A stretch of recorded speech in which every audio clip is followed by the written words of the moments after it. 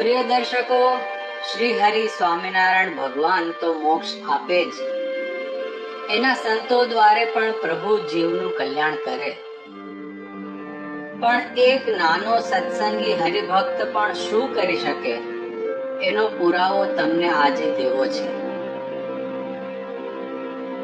ગુજરાતમાં કચ્છ જિલ્લાના અબડાસા તાલુકામાં ધ્રુફી નામનું એક ગામ છે. ત્યાંના એક શ્રેષ્ઠી હતા, તેમનું નામ ભારમલ શેઠ. હરિભગત નહોતા, સુખી હતા. એમની 7 વર્ષની દીકરી માંદી થઈ ગઈ, બહુ બીમાર પડી ગઈ, કોઈ વાતે સાજી ન થાય. શેઠે ઘણી દવા કરી, બહુ રૂપિયા ખર્ચ્યા, વૈદ હકીમોને બોલાવ્યા, છેવટે બધાએ હાથ ધોઈ નાખ્યા. દીકરી હવે નહીં રહે તે ફાઇનલ થઈ ગયું. એટલે પછી છોકરીને ભોય પથારીએ લઈ લીધી. આપ જાણતા હશો કે માણસનો જ્યારે અંતિમ સમય આવે એટલે ગાયના છાણનું જમીન પર લેપન કરીને ભોય પથારીએ લઈ લે. હવે એના પડોશમાં એક સારા સત્સંગી રહેતા હતા, ભણસાલી એની અટક. એમને ખબર પડી કે આ ભારમલ શેઠની દીકરીને ભોયે સુવાડી છે.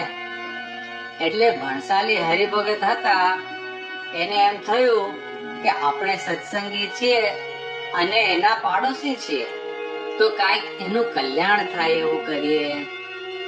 હાલો ને આપણે 2-3 સત્સંગી ભેગા થઈને એના ઘરે બેસવા જઈએ, એને સારું લાગે. પછી જેઠોભાઈ, કરમશીભાઈ, રતનશીભાઈ, પ્રધાન ભારસિંહ, કેશવભાઈ બધા હરિભગત ભેળા થયા ને ભારમલ શેઠને ઘરે ગયા. એટલે શેઠને સારું લાગ્યું. દુઃખના પ્રસંગમાં કોઈ બળ હૂફ આપે તો બહુ ગમે. શેઠ રાજી થયા. પછી આ બધા હરિભક્તોએ શેઠ ભારમલજીને એમ કહ્યું કે શેઠ, અમારા ભગવાને એમ કહ્યું છે કે સત્સંગી ને પાડોશમાં કોઈ માંદો મનુષ્ય હોય ને જો તે સત્સંગી ના હોય તો તમે તેને વર્તમાન ધરાવજો. જો તમે એને કંઠી બાંધશો તો અંતકાળે અમે તેને તેડવા આવશું. એટલે ભારમલ શેઠ વિચારમાં પડ્યા કે તમે કંઠી બાંધો એટલે તમારા સ્વામિનારાયણ તેડવા આવે એમ? હા, અમારા ભગવાને કહ્યું છે, જો તમે કહેતા હો તો આ તમારી દીકરી માંદી છે ને, તો તેને અમે કંઠી પહેરાવી ને વર્તમાન ધરાવીએ, શરણાગતિ લેવડાવીએ તો એના જીવનું રૂડું થાય. જો આમાં અમારે કઈ સ્વાર્થ નથી.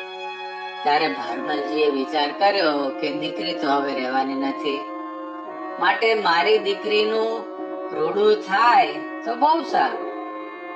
દીકરીમાં હેત ઘણું હતું શેઠને, એટલે તેમને કહ્યું, સારું સારું સત્સંગીઓ, એ જેમ એના જીવનું રૂડું થાય એમ કરો.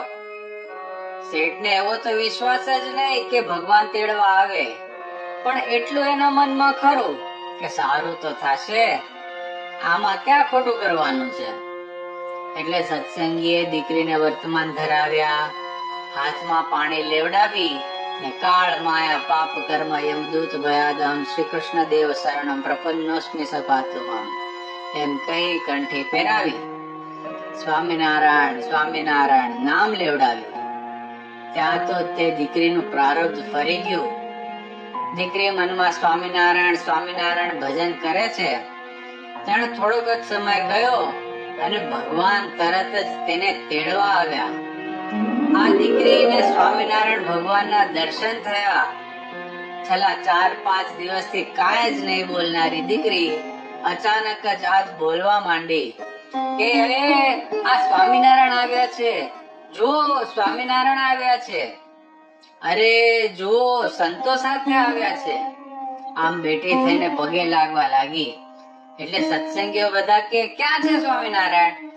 એટલે છોકરી બોલવા લાગી કે ગઢડામાં બેઠા છે, આંબાવાડીએ આંબા નીચે ઓટા ઉપર ઢોલિયો ઢાળ્યો છે, તે ઉપર સ્વામિનારાયણ ઉગમણે મુખારવિંદે વિરાજે છે ને આગળ સાધુ વાજિંત્રો વગાડીને કીર્તન ગાય છે ને આપણા દુફી ગામનો જે સંઘ ગઢડા ગયો છે ને તે પણ ત્યાં સર્વે સભામાં બેઠા છે. આવી બધી વાત ઓલી છોકરી બોલી ત્યારે તેના બાપાને બહુ નવાઈ લાગી. તેના બાપા ભારમલ શેઠ કે, બેટા આ બધું તને દેખાય છે?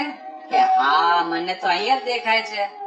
પણ તું કે છે ને ગઢડામાં બેઠા છે. હા, બેઠા છે ગઢડામાં, પણ ગઢડામાં બેઠા તે આય દેખાય છે. એ આ રહ્યું લ્યો. એટલે ભારમલ શેઠ ને બહુ આશ્ચર્ય થયું. પોતે વાણ્યા એટલે ખાતરી કર્યા વગર કામ કરે જ નહીં. એને એમ થયું કે આ સત્સંગીઓ કંઠી પહેરાવીને કઈ જાદુ તો નથી કરી નાખ્યો ને.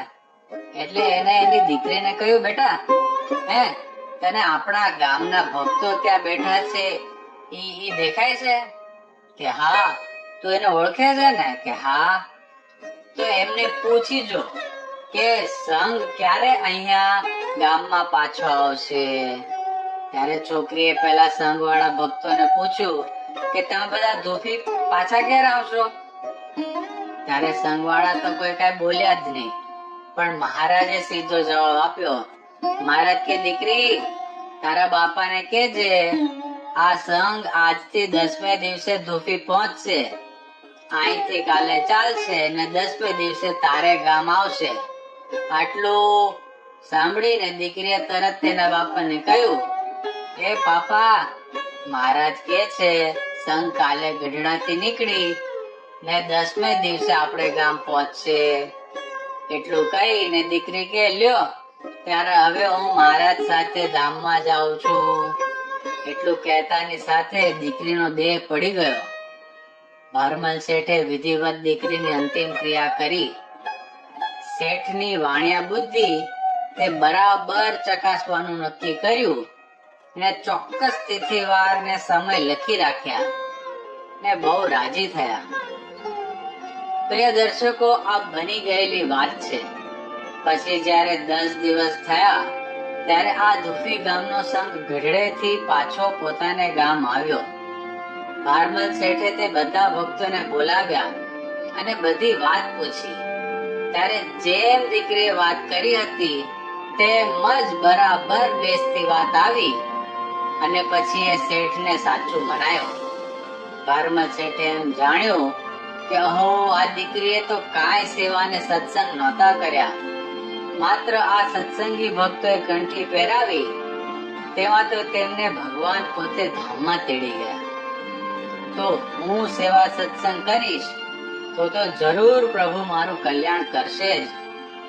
એમ ખુમારી સાથે ખબરદાર થઈને સત્સંગ ભજન કરવા લાગ્યા.